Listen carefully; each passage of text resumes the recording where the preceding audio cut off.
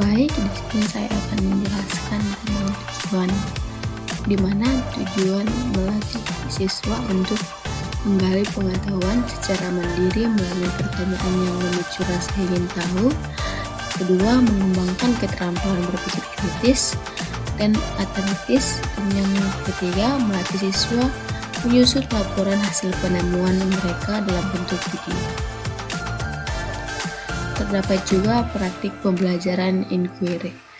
Pemilih pertanyaan utama atau essential question.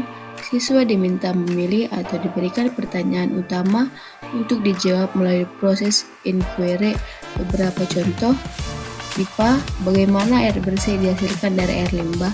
IPS, mengapa beberapa daerah di Indonesia lebih maju dibandingkan daerah lain?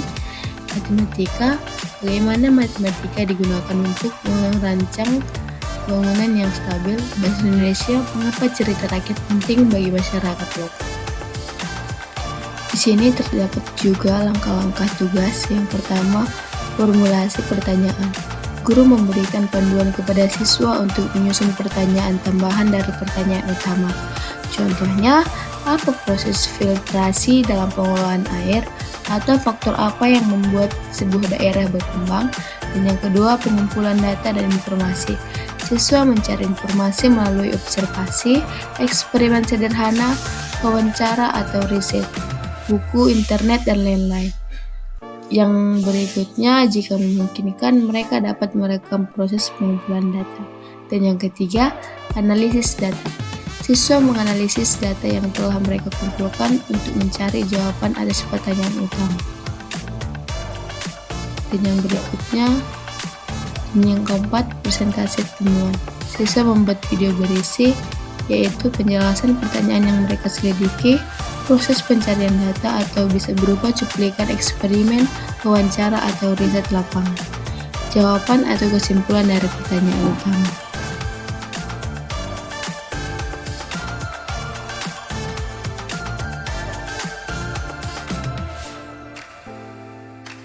Sini terdapat juga formulasi pertanyaan tambahan.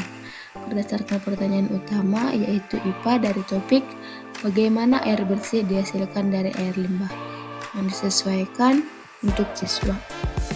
Bahasa sederhana dan memancing rasa ingin tahu. Ada beberapa pertanyaan tambahan untuk penyelidikan siswa. Contohnya, yang pertama, apa yang dimaksud dengan air limbah? Dan yang kedua, mengapa air limbah tidak bisa langsung digunakan? Dan yang ketiga, bagaimana cara agar air kotor bisa menjadi bersih kembali? Dan yang keempat, apa alat yang bisa digunakan untuk menyaring air kotor? Dan yang kelima, apa saja langkah-langkah dalam membersihkan air limbah? Dan yang terakhir, mengapa penting menjaga air tetap bersih?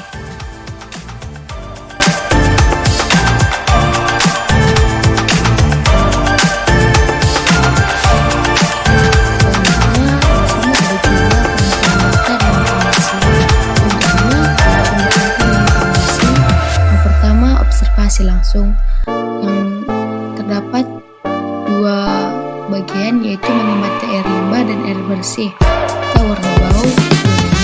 Buat proses penyaringan sederhana di rumah atau di sekolah. Yang kedua, eksperimen. Lakukan percobaan penyaringan air kotor menggunakan pasir, kerikil, dan alat aktif. Yang kedua, wawancara dan mencoba. Tanya kepada guru, petugas lingkungan, atau orang tua yang cari informasi dari artikel, atau video edukasi tentang proses pengelolaan air. Dokumentasi, atau mengambil foto mencatat hasil percobaan, atau membuat laporan